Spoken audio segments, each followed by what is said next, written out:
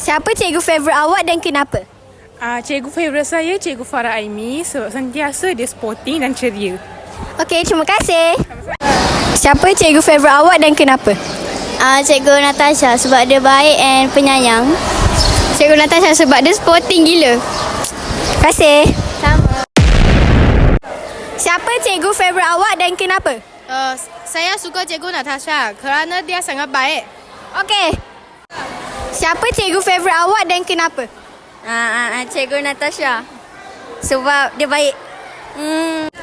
Siapa cikgu favourite awak dan kenapa? Cikgu Afika sebab dia baik. Cikgu Syurisma sebab dia selalu bagi saya gula-gula. Okey, terima kasih. Siapa cikgu favourite awak dan kenapa?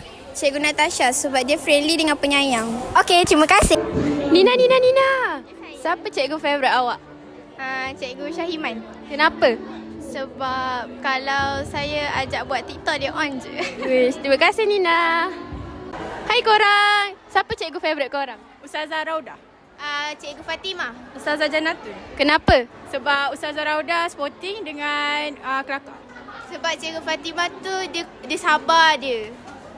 Ustazah Janatun sebab dia sporting, comel, selalu layan perangai kita orang. Okay, terima kasih korang. Bye.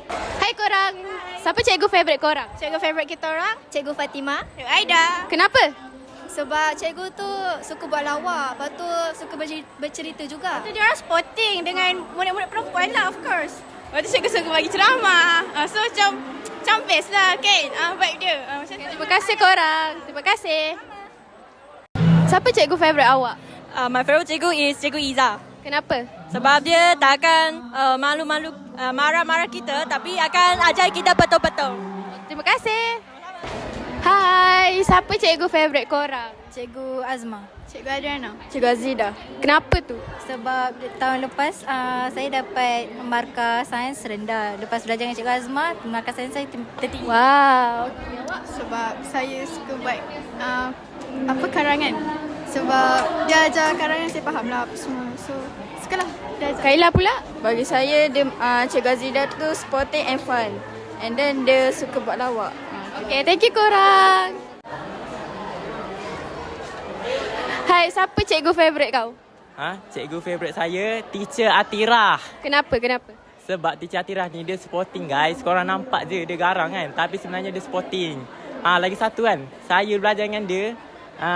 DI fail boleh lulus tau. Berapa tu markah lulus? Rahsia lah. Rahsia. Tapi lulus. Okay, terima kasih. Sama. Hai korang. Hai, siapa cikgu favourite korang? Oh, Cikgu Subashini. Kalau saya, Teacher Khalid. Okay, kenapa? Sebab cara dia ajar admat tu. Muak.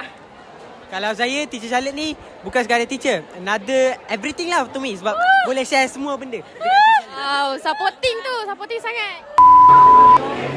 Hai Kasih. Siapa cikgu favourite Kasih? Kita ada banyak cikgu favourite. Kita suka Cikgu Nur Farah Samad. Lepas tu Cikgu Ikmal, Cikgu Arif dengan Cikgu Saida. Banyaknya. Kenapa? Dengan Cikgu Adriana. Uish, banyaknya. Kenapa Kasih suka? Sebab most of the teachers are my sport teachers, which is also my coach. So I love them so much. And for Cikgu Farah, sebab she's my mom. Okay, terima kasih Kasih. Bye-bye.